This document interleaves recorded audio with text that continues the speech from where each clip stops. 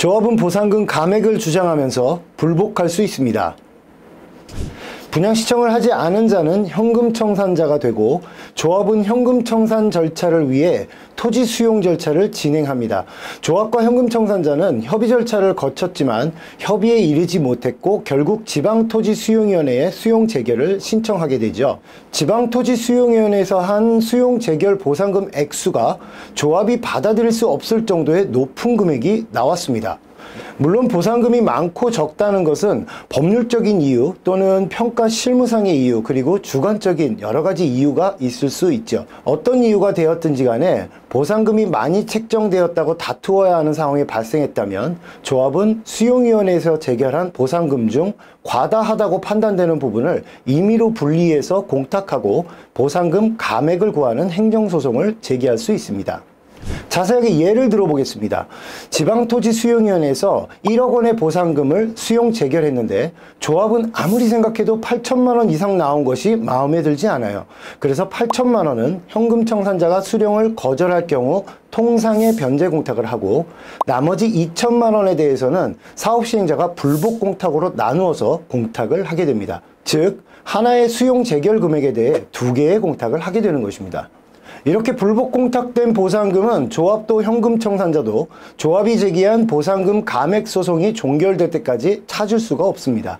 그렇다면 보상금 감액 소송이 종결된다는 것은 어떤 모습일까요? 먼저 조합이 지방토지수용위원회 다음 중앙토지수용위원회를 거칠 것인지는 선택입니다. 즉 지토위, 중토위, 행정소송의 절차를 거칠 수도 있고, 지토위 다음 중토위를 거치지 않고 바로 행정소송을 제기할 수도 있습니다.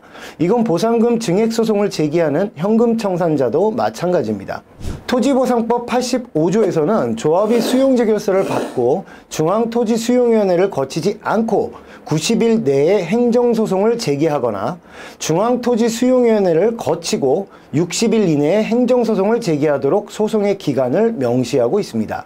계속해서 토지보상법 제87조에서는 조합이 제기한 행정소송이 각하, 기각 또는 취하된 경우, 즉 조합이 패소하는 경우를 말하는 거예요. 이 경우 불복 공탁한 금액에 대해 연 12%의 이자를 물어야 한다고 규정하고 있습니다. 그리고 그 이자 지급의 기산점은 수용 재결을 거치고 소송을 제기했을 때 수용 재결서 정본을 받은 날부터 판결 등이 있을 때까지 이자를, 이의 재결을 거친 경우 이의 재결서 정본을 받은 날부터 판결 등이 있을 때까지의 이자를 가산하여 지급하도록 규정되어 있습니다. 만약 수용 재결서가 조합에 2025년 1월 1일에 도착했고 조합이 수용 개시일까지 보상금을 공탁함에 있어 5천만 원을 2025년 2월 1일에 불복 공탁했다고 가정합니다.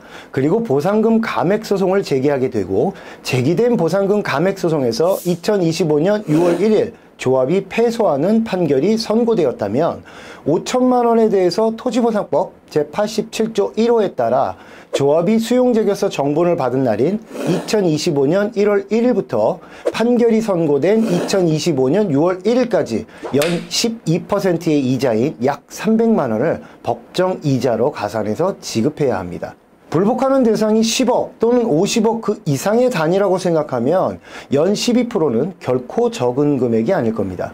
조합은 보상금 감액을 구할지 여부에 대해서 비교적 큰 금액의 불복이라면 신중하게 판단할 필요가 있겠습니다. 또한 현금 청산자도 만약 조합으로부터 불복 공탁이 진행되어 보상금을 찾을 수 없는 상황이 발생했다면 전문가와 상의하여 보상금이 정말 감액되어 판결되지 않게 재판을 잘 준비하셔야 합니다. 이 사안과 관련해서도 언제나 전문적인 지식과 노하우, 그리고 실무적인 능력을 갖춘 법무법인 센트로는 여러분의 든든한 소송 대리인이 되어줄 것입니다. 감사합니다.